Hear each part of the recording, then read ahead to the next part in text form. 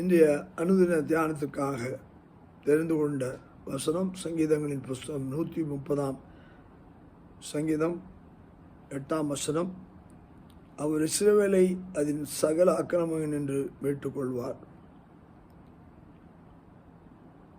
இதற்கு தலைப்பாக நான் ஆங்கிலத்தில் சொல்ல வேண்டும் என்றால், deliver from the consequences of sin.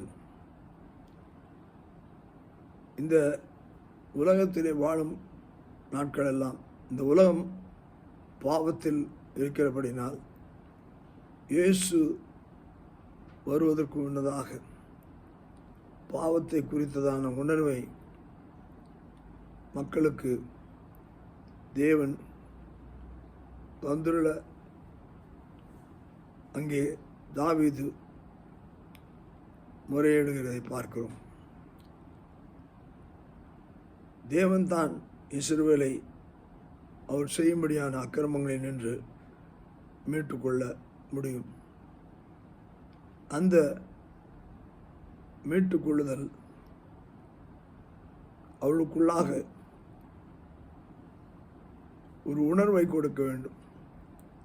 அது பாவ உணர்வு, தவறான காரியம் என்பதை அவர்கள் கற்றுக்கொள்ளத்தக்கதான உணர்வு. அதனால்தான் இங்கே பார்க்கும்போது தாவீது சொல்லுகிறான், நீர் மீட்டுக்கொள்ளும் அந்த பாவ காரியத்திலிருந்து, அந்த பாவத்தின் செயல்பாடுகளிலிருந்து, அதன் பாவத்தின் விளைவுகளை நான் பார்க்காதபடி. சங்கீதம் 51 சங்கீதத்திலே தவறு செய்த போது அப்பொழுது சொல்லுகிற காரியம், என் தாய் என்னை பாவத்தில் கற்பம் தரித்தாள்.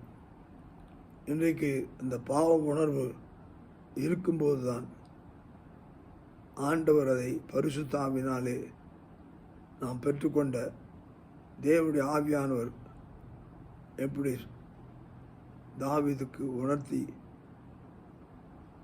அவனுக்கு பாவ மன்னிப்பின் நிச்சயத்தை கொடுத்தாரோ, அதே வண்ணமாகத்தான் நமக்குள்ளாய் தேவன் வைத்து போன வார்த்தைகள், நான் உங்களுக்கு ஒரு தேற்ற வாழ்னை வைத்து போகிறேன், அவர் பாவத்தை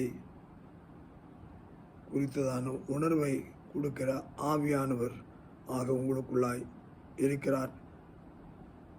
அவர் உங்களை சகல சத்தியத்துக்குள்ளும் வழி நடத்துவார் என்ற வார்த்தைகளை நாம் நினைவு கூறுவோம். நம்முடைய வாழ்க்கையிலே பாவத்துக்கு எதிர்த்து நிற்போம். தேவனுடைய வார்த்தைக்கு கீழ்ப்படிவோம். கர்த்தர் நம்மை ஆசீர்வதிப்பாராக. ஆமென்.